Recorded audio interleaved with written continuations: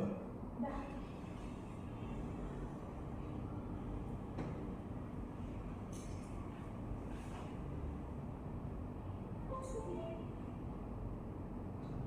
Muncul ya? Muncul Bapak. Baik, Assalamualaikum warahmatullahi wabarakatuh. Waalaikumsalam warahmatullahi wabarakatuh. Selamat pagi anak-anak semua. Gimana kabarnya, sehat? Alhamdulillah, luar biasa. Allahu Akbar. Kemarin belajar tentang apa? Biologi Bapak. Biologi. Ya. Sama ibu siapa? Sama Ibu Levi. Sama ibu Levi ya. Oke.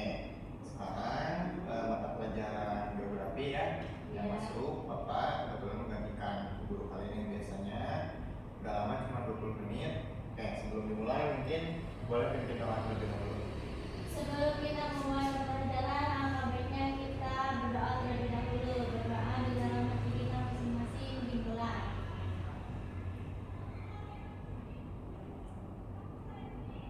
Berdoa selesai. Baik, terima kasih. Siapa namanya? Sama Bapak. Oke, makasih selamat. Sama-sama. Lanjut ya. Nah, dari ini Bapak akan membawakan materi mengenai sistem informasi geografis dan juga pengendaraan jauh. Langsung saja mungkin. Oke. Yang pertama, apa itu SIG ataupun apa itu sistem informasi geografis? Nah, sistem informasi geografis adalah salah satu cabang dari ilmu geografi. Yang namanya sistem adalah kumpulan dari beberapa komponen yang memiliki fungsi dan juga tujuan yang sama. Apa tujuan dari SIG? Dia bertujuan untuk membuat informasi spasial dua dimensi berupa peta. Betul sekali. Nah, secara definisi peta adalah gambaran visualisasi dua dimensi pada permukaan bumi dengan informasi tertentu. Selanjutnya, nah, adapun komponen dari SIG. Nah, komponen adalah unsur yang harus ada dalam sebuah hal. Salah satunya yang harus ada dalam SIG. Yang pertama adalah perangkat keras. Ada yang tahu perangkat keras itu apa?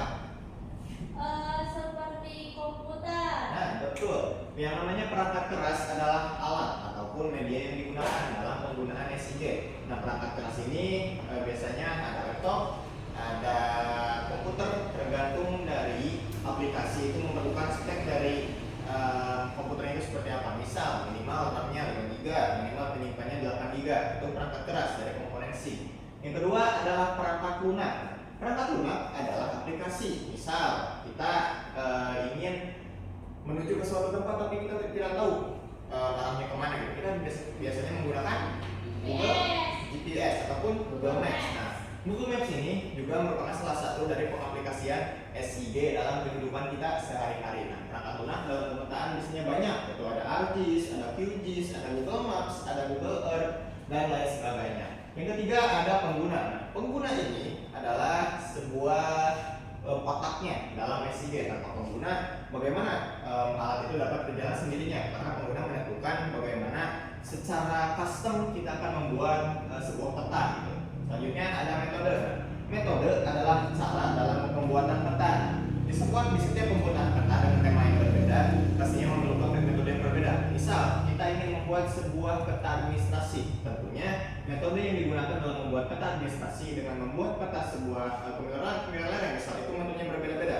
Cara pembuatnya berbeda-beda ataupun data yang digunakan itu berbeda-beda. Yang terakhir ada data. Bagaimana? Ada perangkat lunak, ada perangkat keras, ada pengguna dan metode, tapi datanya tidak ada gitu. Bagaimana kita memperoleh datanya? Kita akan bahas selanjutnya.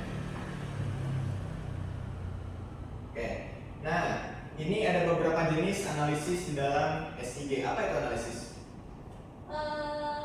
Analisis adalah. Nah, belum tahu ya. Analisis adalah cara untuk memecahkan suatu permasalahan. Nah, analisis dalam SIG itu biasanya memang banyak, tapi yang rata-rata digunakan dalam sebuah analisis memecahkan permasalahan SIG itu ada 3. Yang pertama ada overlay, ada buffering, dan juga ada networking. Kita akan bahas. Nah, apa itu analisis overlay?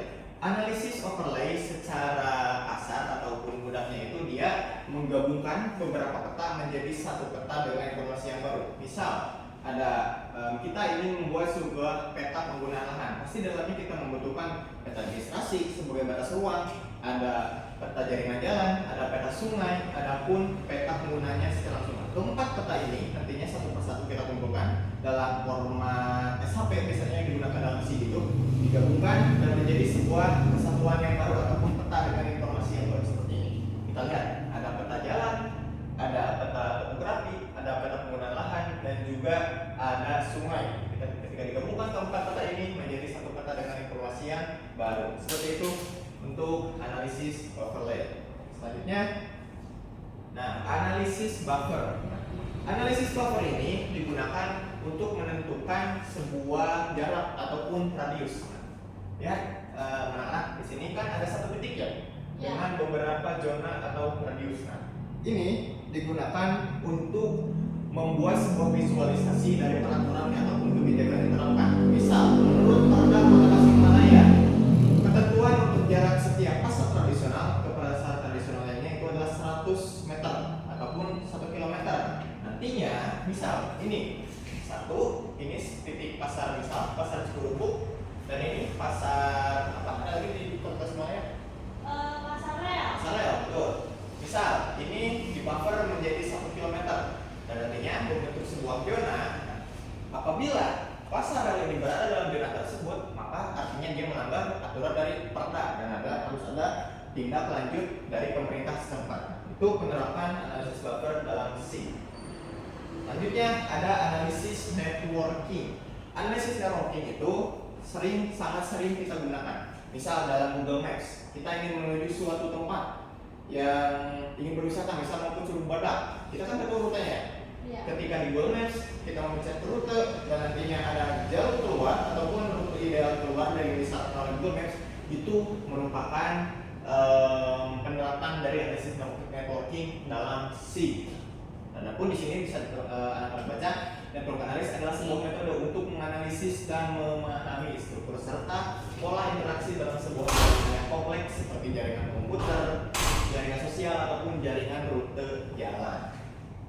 Itu mungkin untuk materi SIG. Nah, lanjut kita ke materi penginderaan jauh. Kenapa PJ dan juga SIG ini menjadi sebuah multidisiplin ilmu yang sangat berkaitan?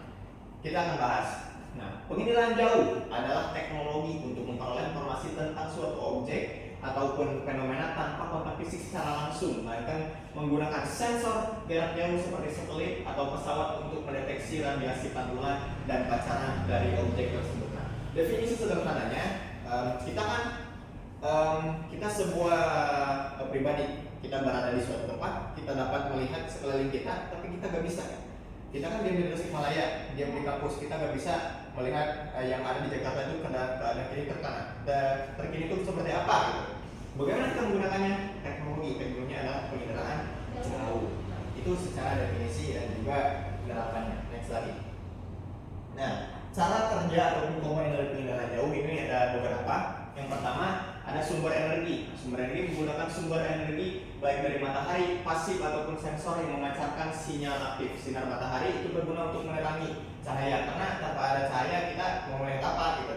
Kemudian ada sinyal yang aktif. Nah, karena sinyal ini memberikan sensor yang berguna untuk satelit menangkap sensor tersebut dan digunakan oleh kita. Kemudian ada radiasi. Nah, radiasi ini merambat melalui atmosfer dan juga berinteraksi dengan objek di permukaan bumi dan juga memancarkan sensor. Dan sensor pada satelit ataupun pesawat menangkap energi yang dipantulkan untuk dipancarkan kembali oleh objek. Nah, anak-anak mungkin pernah melihat ada sebuah bar ataupun kotak persegi panjang dengan ada yang warna merah, ada yang warna biru, ada yang warna hijau, kuning, dan lain-lain. Nah, di setiap warna ini melambangkan simbol ataupun arti tertentu. Misal merah, yang merah menandakan bahwa tempat tersebut berada di ketinggian sekitar misal 1000 mdpl. Yang hijau dia menandakan berada di 700 mdpl. Yang kuning berada di 100 mdpl. Itu merupakan sensor dalam penginderaan jauh dan memiliki artinya masing-masing diinterpretasikan. Kemudian pemrosesan data yang terkumpul kemudian diolah menjadi bentuk citra ataupun data numerik untuk dianalisis. Data ini merupakan hasil dari pengendalian jauh adalah yang bentuknya mentah. Nah, bagaimana kita ingin mengolahnya dan juga dapat digunakan sebagai bentuk kebijakan, sebagai informasi, diolahnya di SIG. Nah, maka dari itu PJ dan SIG ini sangat multidisiplin ilmu yang berkesinambungan seperti itu. Lanjut lagi, ada manfaat dari pengendalian jauh. Nah, mungkin ini sangat ya bagi kita semua. Yang pertama, untuk pemetaan, membantu membuat peta yang akurat dan detail untuk berbagai keperluan. Ini tentu tidak bisa dibantah karena pemetaan tanpa pengendalian jauh itu sangat tidak mungkin dilakukan.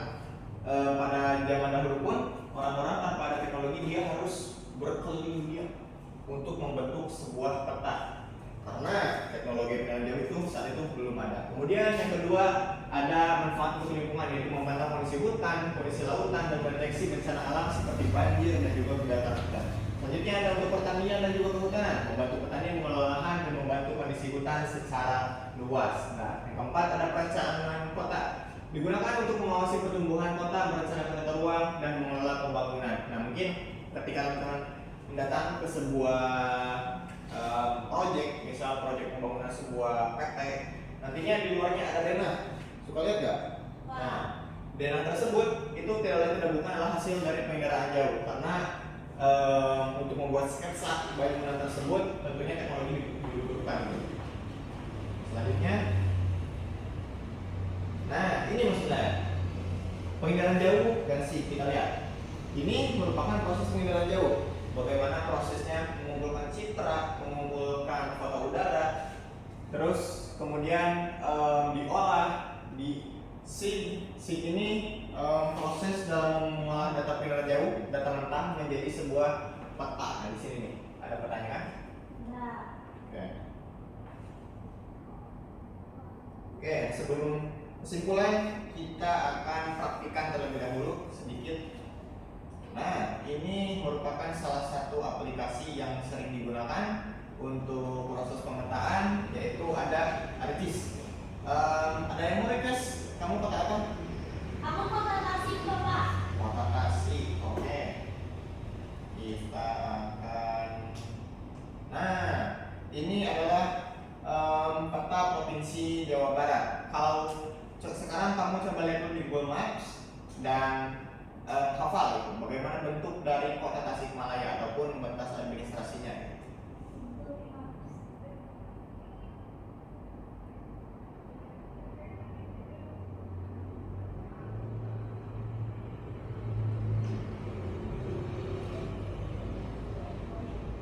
Bisa? Masih loading, Bapak. Oke.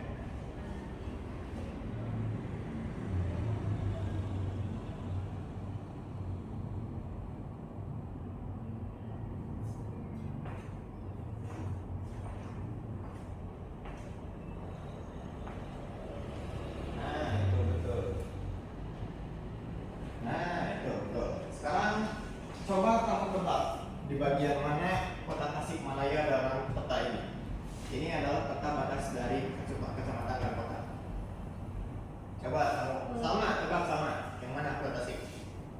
Kota Tasik yang ini bukan? Yang ini.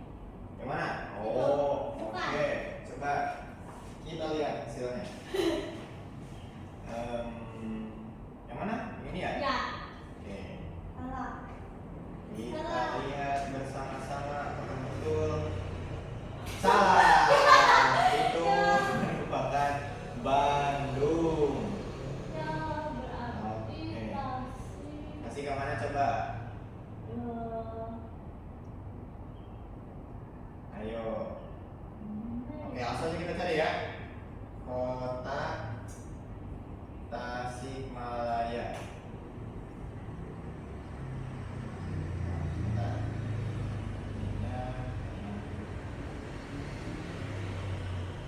Set, dan ternyata jadi kota Tasikmalaya itu berada di sini. Nah, aplikasi ini dan juga data ini tidak lain tidak bukan adalah penerapan dari pengendalian jauh dan juga SIG itu sendiri.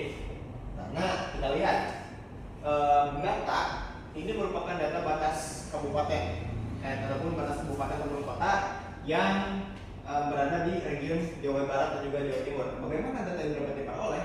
Itu dari pendataan jauh dan juga kita olah dalam analisis SIG gitu. Nah, sebagai contoh, coba kita lihat. Sini Bapak punya project. Kita lihat ya.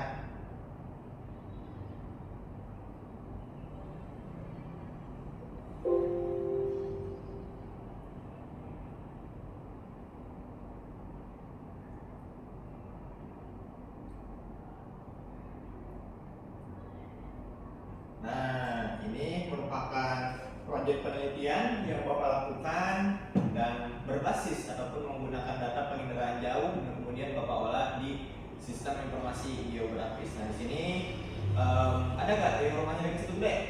Ada? Ada. Oh, sama dekat ya? Dekat, Oke. Bapak. Nah, ini situ gede. Ini data yang Bapak gunakan ada 4 tahun. Yang pertama pada tahun 2015. Jadi situ gede itu luasnya segitu gitu di 2015 tuh. Kemudian di 2019 dan juga di 2022 dan 2024.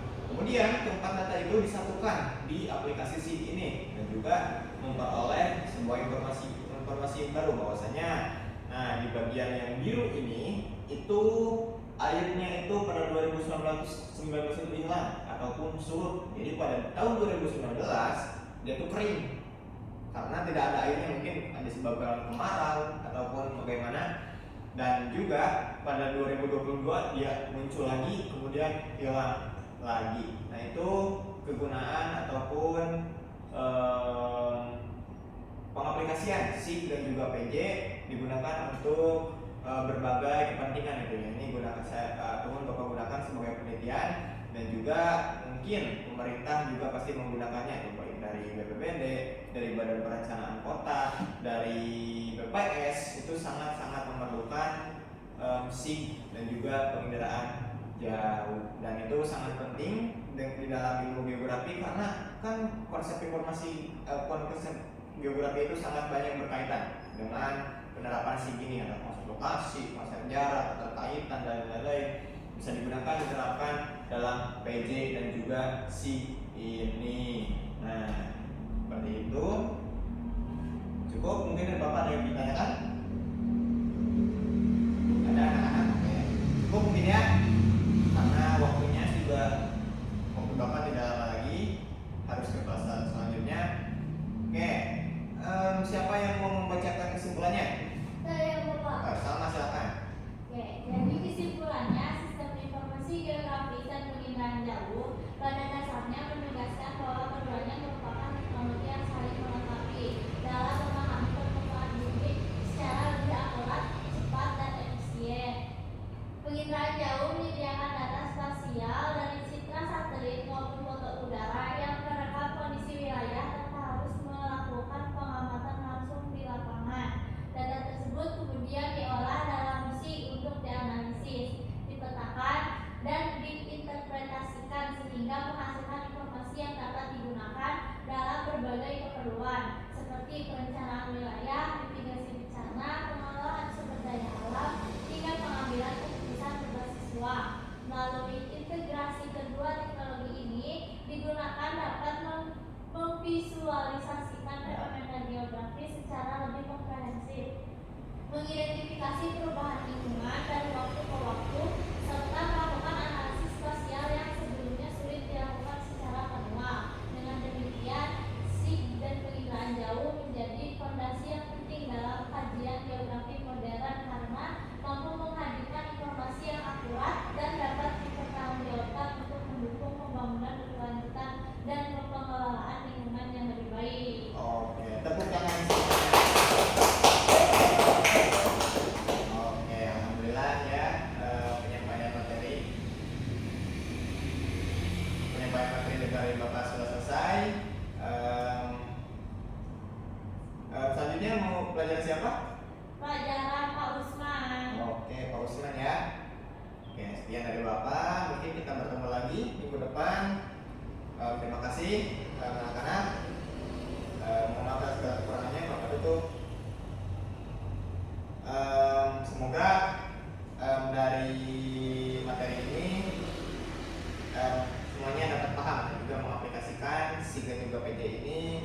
di kehidupan sehari-hari dan juga semoga terinspirasi menjadi orang-orang geografer seperti itu. Oke, Bapak tutup ya. Mohon maaf atas segala kurangnya. Assalamualaikum warahmatullahi wabarakatuh. Waalaikumsalam warahmatullahi wabarakatuh.